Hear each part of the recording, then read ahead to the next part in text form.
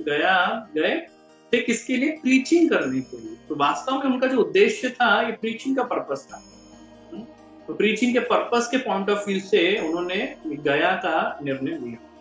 तो गया में गए और वहां पे उनको उनकी भेंट हुई इससे, ईश्वरपुरी जी से। ईश्वरपुरी, ठीक है ना। तो गया में उनकी भेंट ईश्वरपुरी जी से हुई और मिले। तो वहां पे ईश्वरपुरी जी, जब हम देखेंगे कि चैतन्य महाप्रभु जी के जो दीक्षा गुरु हैं वो कौन है? वो ईश्वरपुरी जी हैं। तो चैतन्य महाप्रभु जी ने गया में ईश्वरपुरी जी से दीक्षा ग्रहण करी वहां पे फिर। तो दीक्षा ग्रहण करी। तो वहां पे उनको हरिनाम दीक्षा मिली एक्चुअली में, राइट।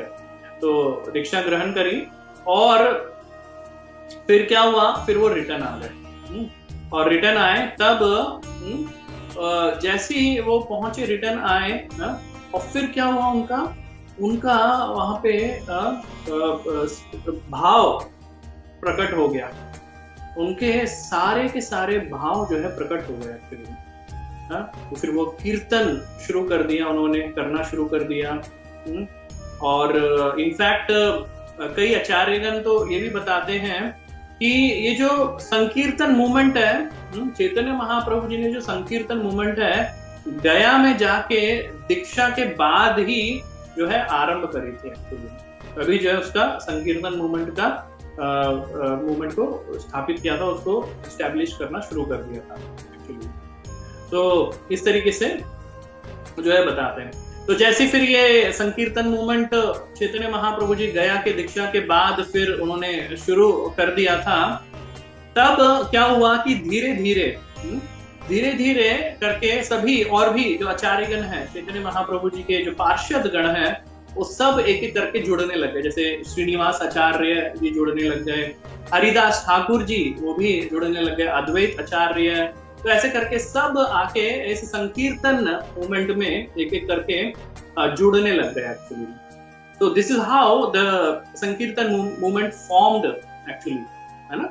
तो इस तरीके से हुआ और फिर धीरे धीरे करके ये और भी बढ़ रहा था एक्चुअली में।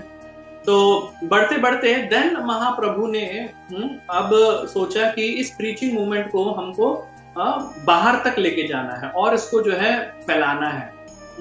तो this is what the mood सी।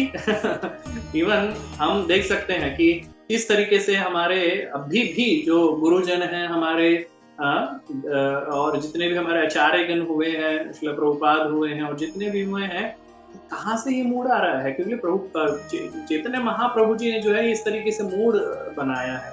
तो ये प्रीचिंग का मूड जो है ये वहीं से क्रिएट हुआ है। तो इसलिए हम देख पाते हैं कि इस्कॉन में इतना प्रीचिंग क्यों होता है? बिकॉज ऑफ चैतन्य महाप्रभु जी का ये मूड है। उन्होंने ये मूवमेंट शुरू करा और अब तक जो है चलता रहा। और श्रील प्रभुपाद जी कहते हैं कि 10,000 साल तक ही चैतन्य महाप्रभु जी का मूवमेंट चलेगा। देखो कहाँ तक गया है, पूरे विदेश में, पूरे पृथ्वी में जो है ये फैला हुआ है ना। तो चैतन्य महाप्रभु जी कहते हैं ना, पृथ्वी के याचे नगरादिग्राम सर्वत्र प्रचार होइबे मोरा नाम। तो ये हो रहा है एक्चुअली। तो this is started by Chaitanya Mahaprabhu. Then